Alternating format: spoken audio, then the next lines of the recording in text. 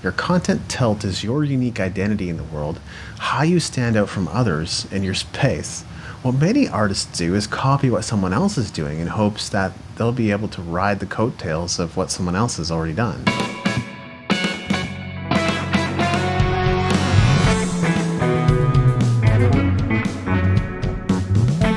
You're listening to the New Music Industry with David Andrew Wiebe. Hey, it's David Andrew Wiebe with the New Music Industry Podcast, the only resource dedicated to teaching you how to create the life you want through music. So I finally finished up a bunch of coursework and I'm actioning a lot of what I've been learning, and I continue to talk with my mastermind group every 2 weeks, and that's been a vital part of my growth and progress as well, and I'm beginning to see some of the results of that, and it's been amazing. There's been some increased engagement and people are going, wow, you're really funny.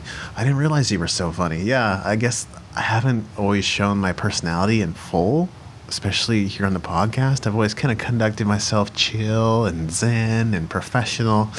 I intend to show more and more of my personality through my content, though, because I recognize the importance of that. Like, that was the difference. Like, that was the bridge that people needed to be able to relate to what I was saying, because I've been publishing what I personally think to be incredible content for many years now.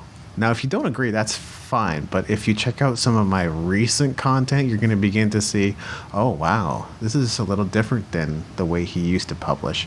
And honestly, I want this to be about you. I want the publishing, the blog posts, the podcast episodes, the videos to be about you, such that it makes a difference for you. That's what I want. So I didn't necessarily get on this journey thinking, like this business journey, it was going to be long, circuitous path, but I also didn't expect it to be easy. And right now, it's just really one step at a time. That's what it feels like, day by day, week by week, inching closer and closer to defining my brand with more clarity and scaling the products that I got. Now, on this journey, you don't always stop and reflect. And when I recently took a business assessment, I realized, oh yeah, I have achieved a lot of the things I set out to do to this point, and now it's about three things. It's about money, time, and clarity.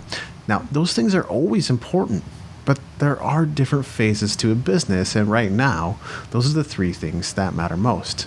Money, because the financial outlay for tools and resources and courses and coaching and staff, the financial outlay for that is much bigger than it's ever been.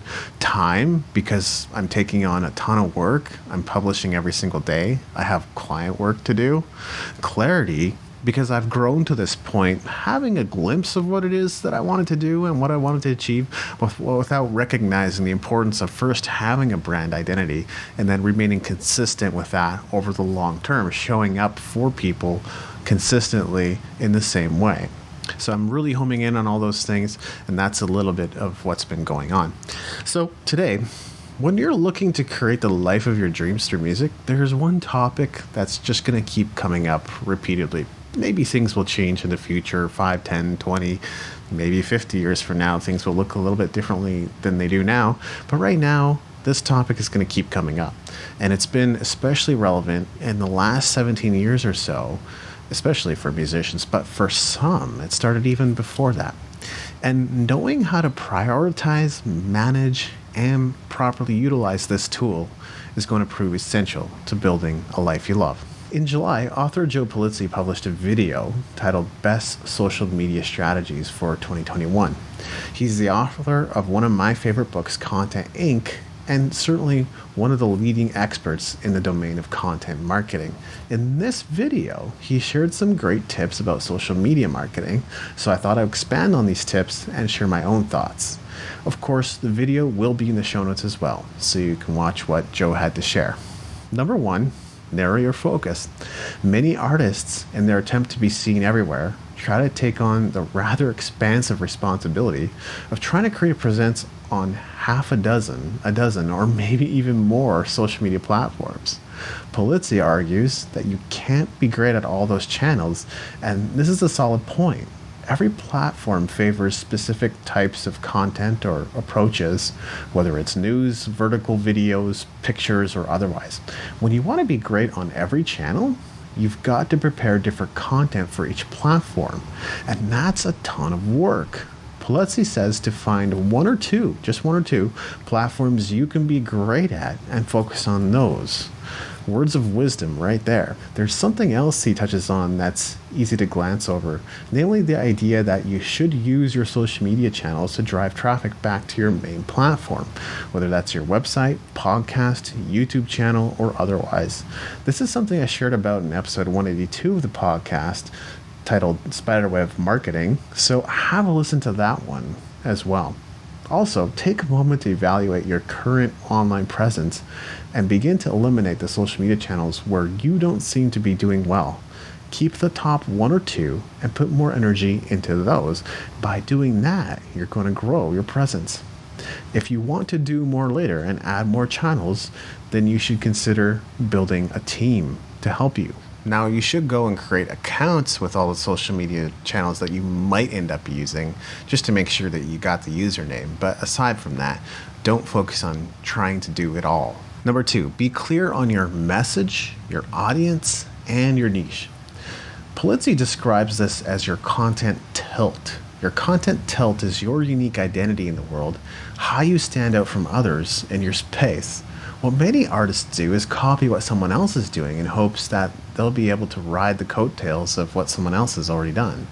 Now, it is useful to check out what other people are doing, but if you don't understand the reason behind why it's working, then it doesn't help you at all. A better strategy is to be clear on your brand identity and take a stance on issues. People are really scared to do this right now, and I'm kind of surprised. Basically, don't be vanilla, because vanilla doesn't stand out and it's largely ignored. Pulizzi says the topics you choose to cover could be a differentiator, so don't ignore this. He suggests picking an area where you can be the leading expert, which is relatively easy to do when you've chosen a defined niche rather than a broad one. And that's another important factor to think about. Have you chosen a small enough niche? Number 3, be helpful and interesting. Pulizzi says we can all share our stuff with friends and family members while getting their feedback on whether what we're sharing is helpful or interesting. This is a really great tip. Have you ever tried it? You can do the same exercise with your followers and fans too if you like. Another important thing to do is to incorporate and share other people's content. Are there any musicians, industry people, managers, booking agents, publicists, experts, bloggers, podcasters, or YouTubers that you like? You could totally be sharing their content instead of trying to reinvent the wheel, coming up with something new every single time. This allows you to build a relationship with experts, influencers, and gatekeepers who may end up sharing your content as well. Make a list of people that you think have access to the same audience you want to be reaching, and be deliberate about the process of sharing their content. This is a long-term strategy, but if you're organized in how you execute, you can achieve amazing things with this. It's a core part of my strategy now, and I allude to some of the possibilities in episode 39 of the podcast. You might want to check that out as well. Number 4, create an ownership strategy. This point is critical, and I couldn't agree more with Pulizzi and his stance. You can build a big following on Instagram, Facebook, Twitter, YouTube, or elsewhere, and unfortunately, that audience doesn't belong to you. It belongs to those social networks. So be deliberate about creating call to actions for all of your content. It could be as simple as letting your followers know they can download a free song on your website. Basically, get people onto your email list because you own your email list. Pulizzi says many people think email is dead, but it's actually more important than ever, and I agree. So along with all your other content efforts, you should at least have an email newsletter. Number 5 is be consistent. Remember to publish consistently. The biggest brands and media companies create a schedule and stick to it, something you should be doing as well.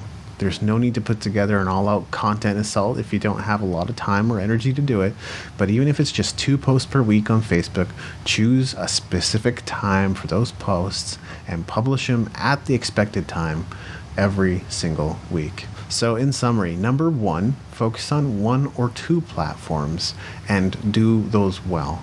Eliminate the channels you aren't doing well on and redirect the energy to the ones that you are doing well on, and then you will probably double and triple your results. 2, be clear on your message, your audience, and your niche. You need a content tell. You need to stand out. Number 3, be helpful and interesting. Like Dan Kennedy says, the biggest sin in marketing is being boring. Don't be boring.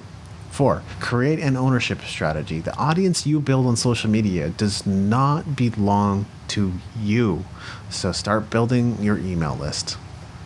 Number 5, be consistent. Commit to a content schedule and show up for your audience. And here's one more tip that I'll add here. Prioritize. You don't want social media swallowing up your life. In fact, you can do most of what you need to do in about half an hour a day. It might be about 15 minutes to plan the content and create it, and another 15 minutes to respond to comments. All right, it's time for news and updates. I don't have any big announcements right now, but I continue to publish something every single day. Would love for you to read it. I think you're going to get a lot of value out of it. If you'd like to follow along, you can find my blog at davidandrewwiebe.com, W-I-E-B-E, and I'm also on Medium. My username is @DavidAWiebe. Please do follow me. And again, I don't have anything to announce yet, but I am working on several new courses, so I'll be sure to share about those when they're ready. I'm quite excited about that. As always, we love hearing from you, and we appreciate you listening, so please take a moment to leave a review and rating in iTunes. We do check in every single week. The quickest, easiest, and most convenient way to contact me is on Twitter. My username is @DavidAWiebe. Can't seem to figure out what you should be working on right now? Overwhelmed by too many options? Not sure what your next steps might be? Go to musicentrepreneurhq.com/join to get your weekly action plan and get your music career on track today. I'm David Andrew Wiebe, and I look forward to seeing you on the stages of the world.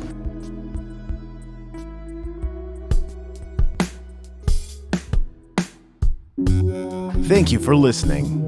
Music in this episode was brought to you by Brian Young. Wherever you're listening to this right now, please consider leaving a 5-star review and comment to help us get the word out about the podcast.